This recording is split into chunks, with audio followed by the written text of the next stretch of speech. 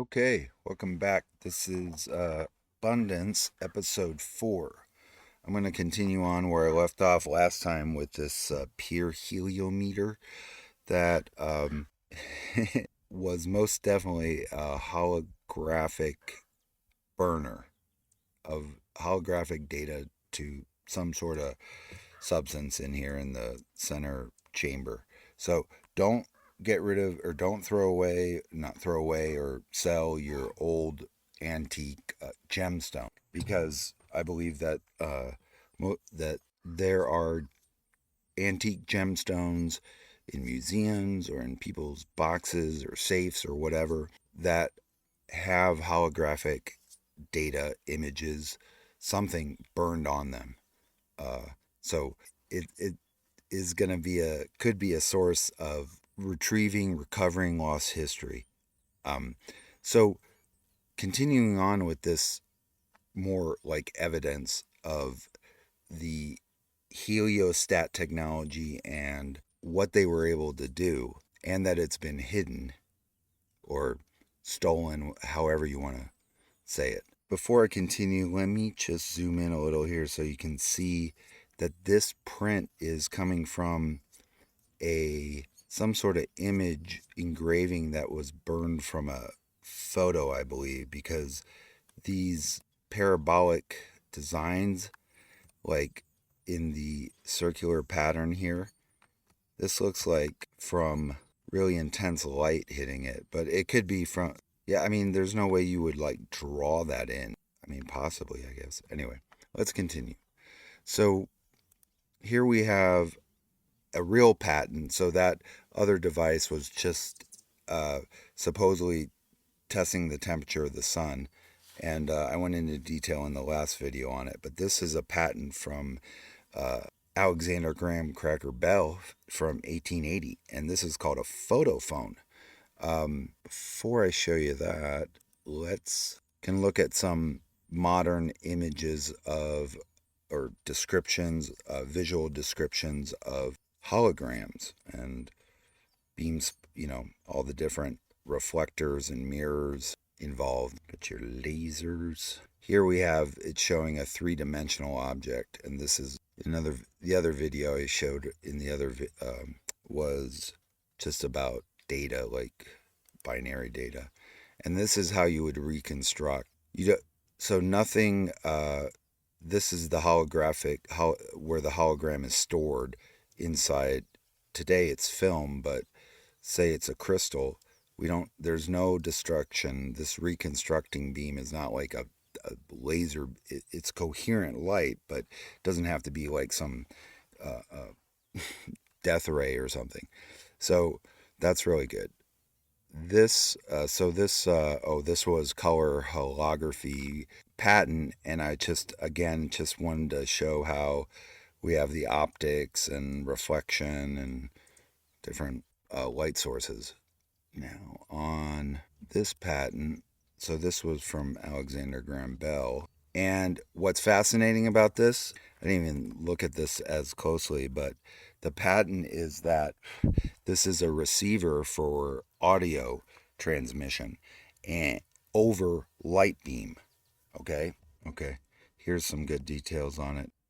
You can see the coil, and here we have some of the optics being displayed. And the patent is for the receiving part of this. And I thought it was shown. Yeah, this one's good too. So you can see here the optical transmission, and this is a speaker. And so he discovered and invented. He discovered it and invented it. Ooh. A method and apparatus for impressing any desired variation upon the rays of radiant energy falling upon the sensitive body. Produce or sound waves. And then here we go on this side, top right. The receiver may be made in the form of a tube. In this case, the light in the form of a converging pencil. So a pencil beam of coherent light was being transmitted so as to reach a focus near the entering end and thence diverging so as to strike the inside of the tube, diverging what's a mirror or The operator listens at the other end. The tube serves as a resonator and greatly amplifies the effect of interruptions, whose frequency corresponds with the normal pitch of the tube. I have obtained audible results, and he's testing all this stuff out. Okay. So he's calling this a photophonic transmitter and then a photophonic receiver. We may call the beam controller the beam and the electrical the variable. Variable resistance electric speaking telephone transmitter. Okay. Operating to create electrical undulations by means of sound waves and the receiving telephone as a receiver. If the rays are to pass over any considerable distance. So this thing, Alexander Graham Bell, who supposedly who invented the telephone, had a device here that he's patenting that used pencil-sized light beams from one end to the other. One on the transmitter side you spoke, but it's light beams, so could be other channels or other pencil beams of data sent. Okay, and the rays, if they are to pass over a considerable distance. So what's that? Oh, just light. Could I go from like one mountain and 10 miles, 20 miles to another, just a line of sight on a clear day? Because these weren't like laser beams of light that are going to burn. I mean, I guess they could be that hot or that much energy. Let me find it here. He says that there was basically like 8 channels, like it. And I'll find it. So besides one channel that was actually like voice speech being encoded and then decoded on the other end like a speaker. Well, he doesn't describe anything what was happening with these other 7 channels or pencil beams of light theoretically that were being transmitted and then received. Could have been all kinds of data, like a visual holographic stream. What? A ray from the sun is caused to take a proper direction in any suitable manner. You got your reflectors. Oh, so they had. This is something. I got to look this up. A solution of alum in a glass cell. So that was able to. You could your heliostats and and your reflectors. If you pass through that, you could transfer the light without the heat. I don't know how it changed it. Figure 8 shows photophonic apparatus by which articulate speech may be transmitted. I have already stated the sound at the receiving station, due to the effect produced by the rays which reach the sensitive body there placed, corresponds to the character of the changes in the energy of the pencil of rays which reach it. So yeah, it's a live communication feed via light, and he's talking about the audio, but there's visual of course. And I think that was I got more. Here we go.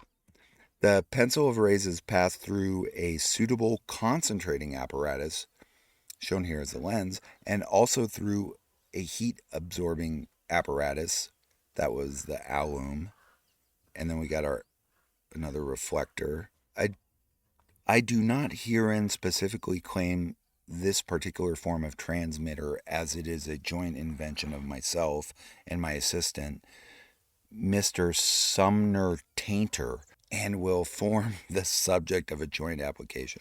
I think a small, that was why a couple reasons, but a small telescope attached to the instrument may be used as a finder. So you need a telescope.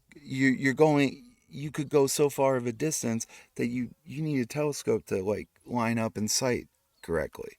That's pretty far. I mean, he doesn't say in here I haven't found like a distance, but he says considerable distance.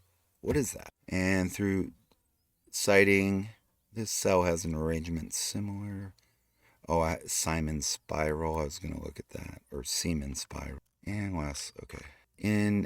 In an apparatus for producing or reproducing sound at a distant station by means of variations as described. Okay, just distant station. That's what I have. So that was let's look at some of these. I don't know.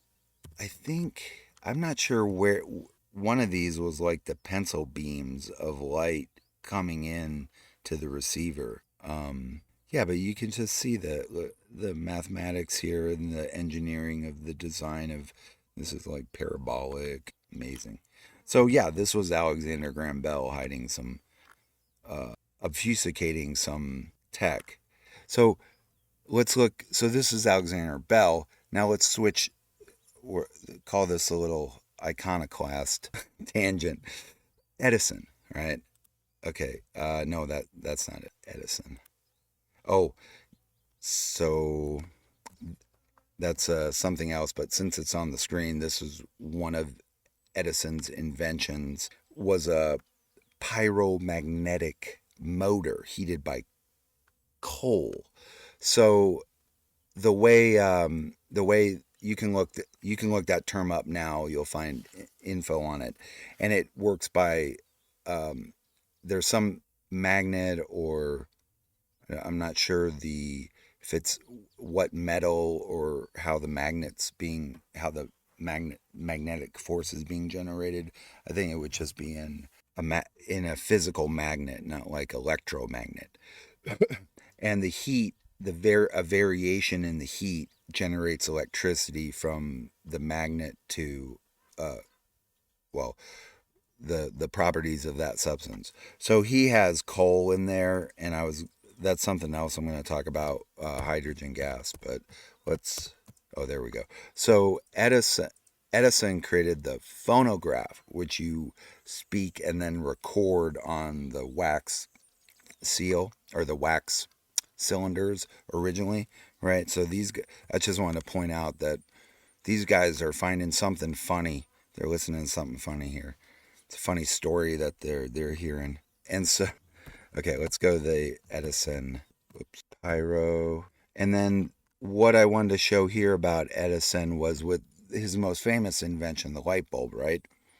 Of course. So he's talking about the illumination of this place, this palace, Paris. Oh, by arc light. This is what Edison got rid of, was the arc light.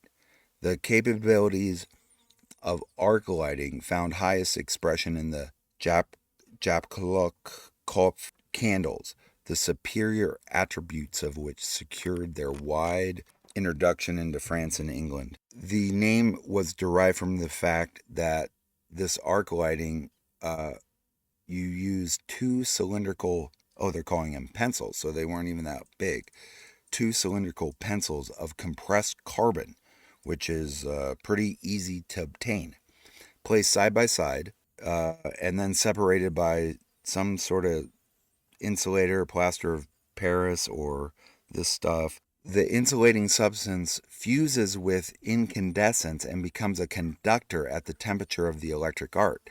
The alternating current from steam engines, dynamos driven by steam, and a flame is thus secured, similar in appearance to that of a wick of a candle. The excellent properties of these candles were largely neutralized by one glaring defect. While dispensing with the mechanical contrivances incident to the regulation of the distances between the points of carbon for the preservation of light produced, each candle only lasted a few hours. Oh, that was no, no, no. See, let me continue, because they wanted to get the incandescent light so that it had to be plugged into electricity. I mean, into a constant electricity source, and to pay for, and then also failures. You can't put ingredients together and just make an incandescent light bulb simply because they're all the metals and anyway. And the arc lighting, the advantage of this super bright arc lighting, why? Because engineering. I want the old world, the builders, the engineers, the mechanics, it was their priority because they were building the world that then got filled with life. So I want detailed engineering schematics, okay? I don't want I don't want no freaking I use Corel Draw put pasted stuff together. No, no. Detail. Okay? And then along with that, when I was been talking about all this let's go just do I still have that up? The holography, right? So in I don't know how many sci-fi they show this all the time, right? Advanced tech. Oh, and then boom, a holographic display like appears in the room, and they're like whoosh, and they're able to walk through the whole image and scene, right? Because it's being displayed and projected in three-dimensional light, right? That's that's what we had. We had that. Yes, because this is a holographic. This is to burn holographic data. So let me continue. Um, and Alexander Graham Bell's photo phone. So we had visual and audio communication over light beams. Okay, it was real time. So across like the valley, or I don't know how long the distances could have been quite large because it, like today we have this idea of a communications laser, right? Which is a very I don't know how large they are, but like the idea of a fiber optic cable, you have light beams traveling through it. But as long as it's coherent light and it can make it to its destination, right? It doesn't have to be like some like a superpower burn burning laser beam, right? So they could have been transmitting this all over. And then like, there's so many possibilities with this. So amazing. Okay, let's continue. So make driving all of this the basis like that I believe well what I'm going to try to start with and work with and get going is the heliostat tech, which is I mean it's like it's call it tech. It's simple. But let me show you another patent, okay? Oh, I didn't show you the patent number on that other one, but you can I'm sure it was up there. But this one is just what I want to show you is the heliostats because they're just patenting this simple. See, the simple steam engine because in the episode I showed you all the steam engines supposedly at the world's fairs, which were off the chart in their weight, their investment, their engineering, everything. Right? That's like you don't look. This is simple what you're starting with here. But and this is from 1880, and this is the boiler plate, the boiler system here, right? And then it's got it like imagine this being like standing up, like on the just like on the ground, like at an angle, like we have solar panels today, right? Okay. The solar heat as source of power has been utilized before, among others, in the well-known solar engines of Ericcson, but on account of employing the expansive force of air and vapor of water, they all need a heliostat and reflector to concentrate the rays of the sun on the boiler. These two requirements have limited the use of such engines to small dimensions and have prevented their use for practical purposes. And then also heretofore, vapor has been raised to a suitable degree of tension by being introduced in a chamber provided with steam pipes, the heat of said pipes serving to expand the vapor within the chamber. So the solar heat heliostats, they all need a heliostat. They all need a heliostat. Okay, huh? Don't remember reading anything about that. The steam engine. Um, so the boiler. Oh, the heliostats are placed so that they do not require to be changed in their position for the daily movement of the earth as they expose a large surface to the source of heat and the mass of liquid is in near contact to the metallic plates of the boiler. The heat received by the latter is readily absorbed by the liquid, and the generation of the vapors is very rapid. Yeah, yeah, the Odilo solar furnace, that was 2,000 degrees centigrade that they got up to. And when talking about, well, let me continue, and I'll show you those solar motors again. The boiler, okay, is that's just placement. So I'd shown these obsidian mirrors that they had found in Anatolia like 8,000 years ago. And then we had, this was a good one to see, uh, a solar concentrator concentrating to a central boil station here, and the size of it, right? So heliostats are the way to go. That's the way to start. And then this one was just, this was pretty, I thought.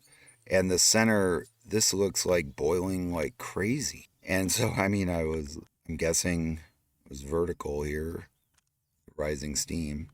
Yeah, but this one had like 2,000 mirrors on it.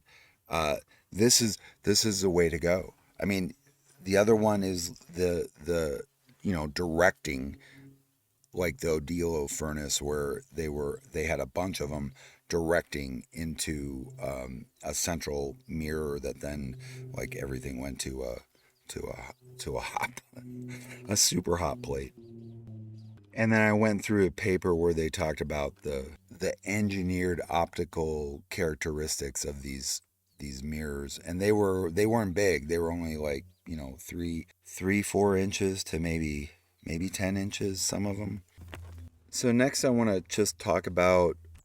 I'm creating a list of all of this stuff because there's a lot. I didn't realize how much wanted to really cover, but keeping in line, and I'm going to start filling this in with bibliographic data like the links and whatnot. But these questions, right? What is the good life? I mean, it's your answer, not mine. What matters? But I kind of want to lay out why, right? Like, what is going to be worth it? And the current system that we have now is not going to work any longer. It's going to have to be something cooperated on with builders and engineers. So let me just go through the list here. What I think now, and I don't know. I'm more of the builder mind. See, like the roles, like talking about the, okay, men, women. This, I don't know where I read this, but this aligns with my beliefs. Men build the world, and women fill it with life. So there's the balance, because I men are more concerned with objects, and women are more, in general, are more concerned with people. And so that's what I'm going to be. This is all going to be about, like, how we could do it like on the ground, how we're going to get it done, and why should we, why the current system's not fixable. So some sort of cooperative, collective sharing type of structure. The the people driving or deciding things are going to be the people with engineering minds, mechanical ingenuity, manual dexterity, workers, craftsmen, those types. Self determination is gonna. I don't know else to write that. I guess self determination theory is like a psychological theory about getting life fulfillment or obtaining that. And I forget where I've heard some of this stuff, but uh, autonomy, mastery, and purpose or relatedness are some of the key ingredients, like, in your day to day life work, that bring you the satisfaction, right? And then for the purpose or relatedness, right? Like, because, I mean, it doesn't matter the job if it's unfulfilling. If it's well, mastery would it wouldn't be boring if there's mastery. But if the purpose of it, it's like, oh, I'm just working so, the so and so can buy another Lamborghini, or the buy another trip to the island or something. So these three questions are something that I heard talking about when you're going. We're gonna do a project. We're gonna, like, embark on this endeavor. We're going to start a company. We have to integrate this uh, whatever project at work needs to get done. And someone's coming to you, whoever it is, could, when I say you, I mean you individually as part of your team, but also you as the individual. Because that's the only way all this works is if everyone in the team can answer these questions. Can you do it? Will it work? And is it worth it? Okay, so in many in so many times that I've worked in companies, the last question, is it worth it, has been usually a no. I mean, it's not worth it to me. I don't care. It's not worth it to me, number one, in the job, but that's always the limit. But in this world, you got to expand it all out because you're wherever you're living, it's for long term. Okay, right? Because of the investment you're going to be making in the equipment I'm talking about when I was talking about like steam equipment or heliostat arrays that are permanent installations, theoretically, right? But in this scenario, all this stuff I'm talking about, it is worth it to me, to my family. I don't have children, but if I did it, I would. What life would I want for them, right? To my friends, my compatriots, to our animals, they're part of this. They are part of the bounty. And they will flourish when they get to have their own self determination as well. And same like plants, to the air that we're all breathing, to our waters, everything that the steam engines are going to need water. I'll talk about that later. But clean drinking water, waters for all the crops, to our lands. And then I just kept going to all life, to duty, to honor, to our futures. I mean, that's why I'm doing this, because I believe that the combination of this stuff is worth it. But I definitely can't do it alone. I can't do it. No company is going to be doing any of this. Like, let's talk about the heliostat. So, just concentrating up just these mirrors, right? And you're like, okay, furnace level heat, 2000 degrees Celsius. I'm just going to use Celsius, so it was easier. 2000 degrees Celsius or more was what they were generating at the Dilo solar furnace in France. So besides the heat concentration, the builders of the old world, they were experts and masters of concentrating light, magnifying it, transforming it, like the waveforms, through changing it through a crystal into a waveform, redirecting. We had the 8,000 mirrors, 8,000-year-old obsidian mirrors. So it's not like something new, it's, right? So how easily they were able to generate, not how easily, but it's not, it's just adding more mirrors. They got up to 2000 degrees Celsius. So going up to 100 degrees Celsius, that's literally an super easy button. That was always a joke, like there is no easy button, but I mean, okay, yes, yeah, you need sunlight, and it's only during the hours of the day. Okay, but let's keep going. So we have this solar furnace level of heat available. Okay, whatever. Let's say it's 4 hours a day that we can get up to this temp. Okay, all the melting temperatures of all these different metals, and here we have glass and lead, quicklime. So quicklime being calcium oxide, you cook limestone, and now they're like, oh, it's so oh, so intensive, right? Okay. Um, but yeah, like if you had your pile of limestone in a like you build up a mound that has like lined with fire brick, right? And then your heliostats are just freaking firing in there. How much limestone, calcium oxide could you cook in a day? I don't know. All these silver, brass, here's gold, copper, uh, and then at more durable types of glass, borosilicate glass, 1100 degrees Celsius. We got, yeah, they even got liquid quicklime. it'll turn the calcium oxide, the limestone will cook out. It'll turn into the calcium stuff. It'll become liquid at this temperature, 1300 degrees Celsius, and 80 bars of atmospheric pressure, which isn't much from my understanding. And then even down here, 1800 degrees Celsius, you got fused quartz, and then we got super hot. Tungsten was the highest one, and then diamond. I just threw that in there because I didn't know. I was like, whoa, really?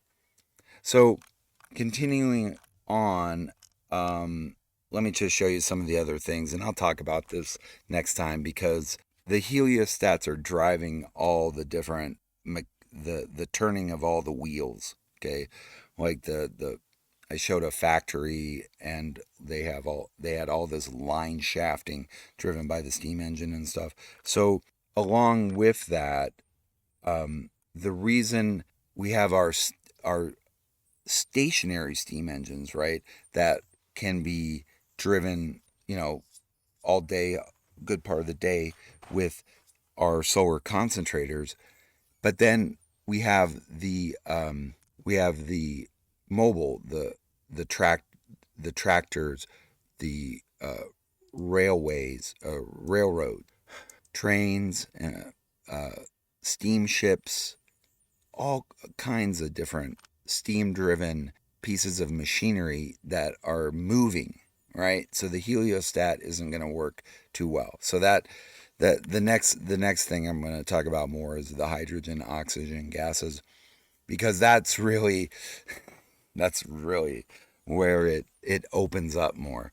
And let me also give you guys some ideas about why this is worth it, right? Because when I was talking about irrigating river lands and moving all the earth and everything else, you'll see once you have the steamships and the metal. Well, you need the metals for the steamships, but it'll all come together. Then you get into the land of milk and honey, right? Like that's where the people were really living. Like the cities were some temporary stopping ground for specific purposes, specific types of operations that weren't like permanent. Oh, I work here for 10 years. No, no, no, no. No, it was like, no, I lived 10 years in the garden in beautiful gifts. So I don't have it up, but had made I had shown all this garden urbanism area that they had, where they had it was it was now it was currently it's a savanna, but in the past it was like irrigated lands off a river, floodplain, and this was in like tropical Amazonia, but this is really anywhere off of a river can be expanded out to do so much. So the sun garden urbanism, and with the heliostats, the other thing I was thinking was, and they describe it there too, where they could cut off the heat from the light beams, right, through whichever that was a alum that they used, but whatever substance, right? So what would happen to your plants if they got not more burning light, like more UV or something, but more light, like off the chart, right? Like what would happen? Not, I'm like 10 times, let's say, the full sun, but in the wavelengths that wouldn't burn their leaves, and it would boost their chlorophyll production. What would happen? Man, I don't know. It would be like they were like supercharged or something. I would imagine. I don't know. So land of milk and honey. I just wanted to like when you got to expand this out too. Like milk, yeah, okay, land of milk. Yeah, what's milk? All these things: butter, buttermilk, cheese, cottage cheese, cream, heavy cream, milk. Oh, milk stone. They you can make a type of millable plastic, very hard plastic called galalith, and you can find old buttons that were made from this plastic from milk, and again, nothing crazy exotic added. Okay, sour cream yogurt, and then honey. Honey is like magic. It never spoils. You can look this up.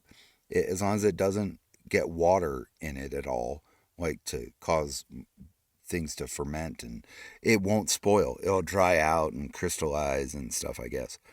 But honey, we got uh, honey. We got beehives, bee pollen, beeswax, mead, pollination, and then from all the different life that will be shared. I don't how it'll be shared. I mean, it kind of lends itself to community meals and you know what I mean? It's interesting. But all the different possibilities, everything natural. Like just when we're talking about clothes and what can be obtained from that, I should have put this down below, but silk, leather, wool, cotton, horsehair, like violins and the bows for violins and string instruments are horsehair or were, right? Why so many? Where did all that come from? Down clothes, bedding. Oh yeah, hemp clothes are they're really good. I haven't had any hemp clothes for a long time.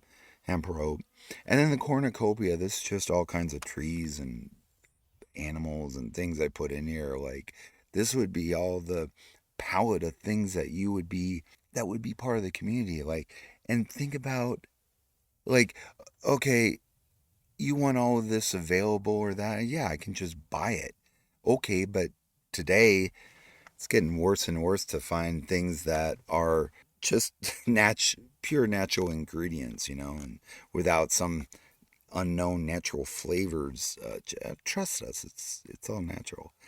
And then, so that's it. I'll end it here today, but give you some idea, like, what is worth it? What is the good life that we all, not we all want, but so many of us, I think, want something like this, just to be closer in nature and the how. Oh, so talking about going up from here, I'll continue on and we'll start building out like a civilization, a simulation of this civilization more, like the energy and the power, the transportation, communication we already got. We Alexander Graham Bell here, he had already uh patented a photo phone. So we're already good with natural like communication during the day. Oh, what about at night?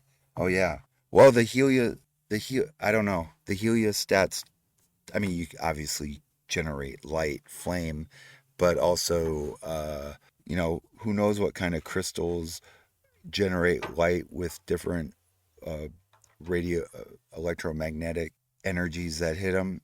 I'm sure that's out there. Anyway, okay, that's all for now. I could go on forever. Thanks, guys. I will talk to y'all soon, and I'm going to keep dreaming. Take care.